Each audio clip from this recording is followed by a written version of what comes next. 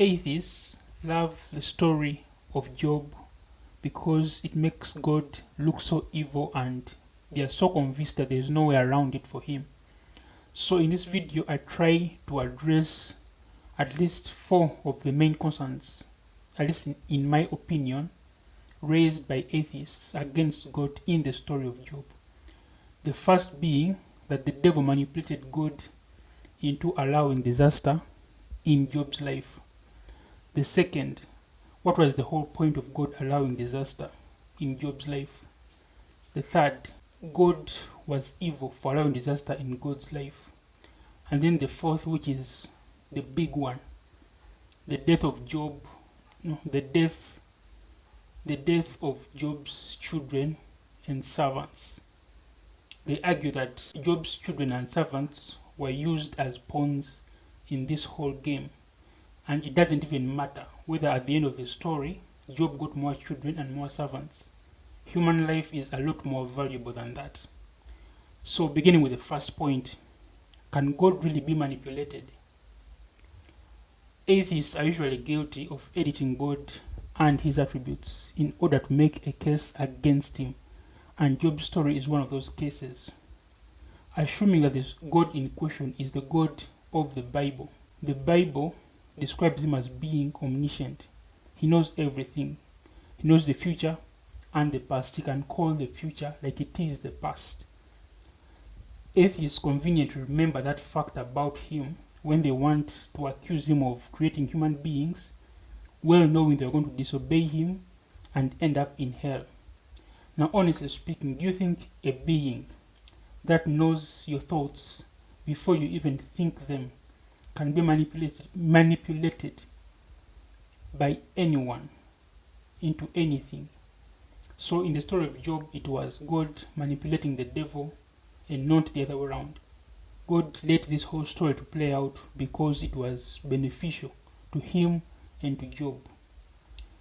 And the second point, what was the whole point of God allowing disaster in Job's life? God wanted to improve his relationship with Job through the growth of faith and trust. Human beings tend to develop character through challenges. That is why God allows painful situations in our lives that we interpret as disaster. God's priority when dealing with human beings is to grow their faith and trust in him. That is why he allowed Job to lose his wealth, just so he could grow in faith. God can design the perfect life, and that is what he promises in heaven in Revelation chapter 21 verse 4. He will wipe every tear from their eyes. There will be no more death, or mourning, or crying, or pain, for the old order of things has passed away. So life on earth was designed by God deliberately to be imperfect, because this imperfect life is perfect for one thing, and that is to produce the perfect students of faith. It is God's military camp with obstacles designed to build spiritual stamina and moral discipline. Yes, Christians living the good life is important to God, and he will allow it, but only after they've graduated spiritually. Because the only way you can maintain the good life is if you're disciplined. That is why God says that seek first my kingdom, and the rest will be added unto you. For what will it profit a person if you gain the entire world but then you lose your soul? Now to the third point. Is God evil for allowing disaster in Job's life? When God allows disasters to happen, atheists love to conclude that he is evil. So when he allows good things to happen, will they conclude that he is good? Of course not. So whether God allows good things to happen or whether he allows bad things to happen, that is not a very good basis upon which to judge his actions, because on that basis he qualifies to be 50% good and 50% evil, and that is inconclusive and it tells us nothing. So the bad things that God allows to happen can be compared to the bitterness of medication or the pain of surgery, as we read in Job chapter 5 verse 18. For he wounds, but he also binds up. He injures, but his hands also heal. If you were perfectly healthy, but a doctor carried out surgery on you, that doctor would be evil. If you had a tumor, the doctor would also be evil if he would not operate on you because he wanted to spare you the pain of surgery. And that was the case with Job. God did what any good doctor would do. And that is the main reason behind the story of Job, is that when God allows bad things to happen in life, he has good reasons for it. However, this does not explain all the bad things happening in life. So when God allows bad things to happen, we should focus on his intentions and not on the pain that we are feeling. Because if we focus on the pain, we lose the point. So when God or a doctor or a parent allows something painful to happen, it is their intentions that determine whether what is happening is evil or good. So what of the death of Job's children and servants? Well, atheists and Christians have the same volume of information about what happens beyond death. That is, they all know nothing, and they are relying on faith to go on.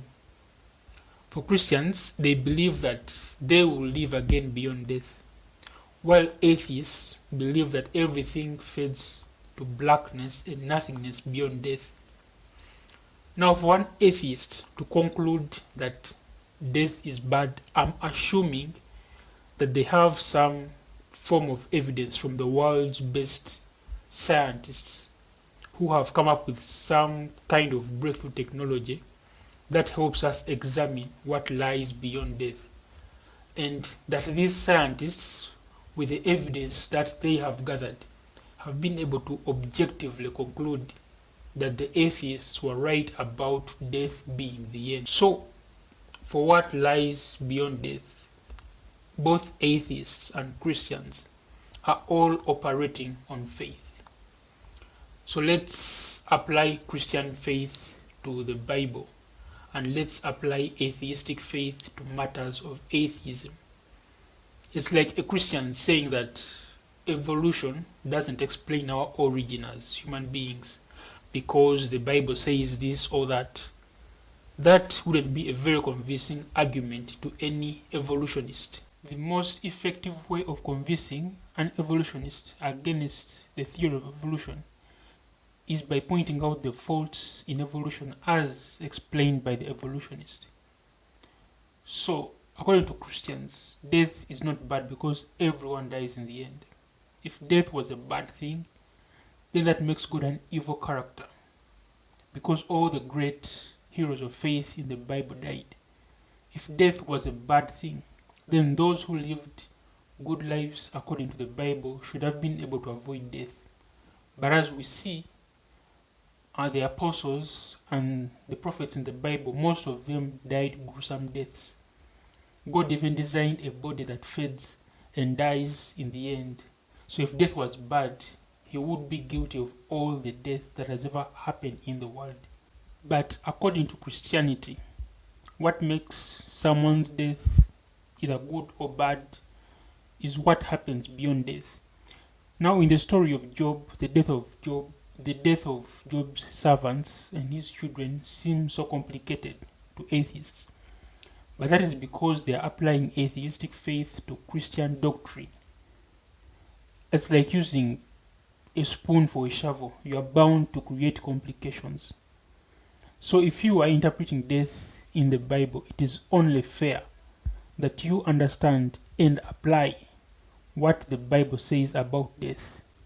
Death to atheists is understandably terrifying, but to Christians, it is just the beginning of life. So according to Christianity, if a person dies, if a bad person dies, then God has stopped evil. But if a good person dies, it is just a new beginning, as we see in John chapter 11 verse 25. Jesus said to her, I am the resurrection and the life. Those who believe in me, even though they die, will live. And everyone who lives and believes in me will never die. Thanks for watching.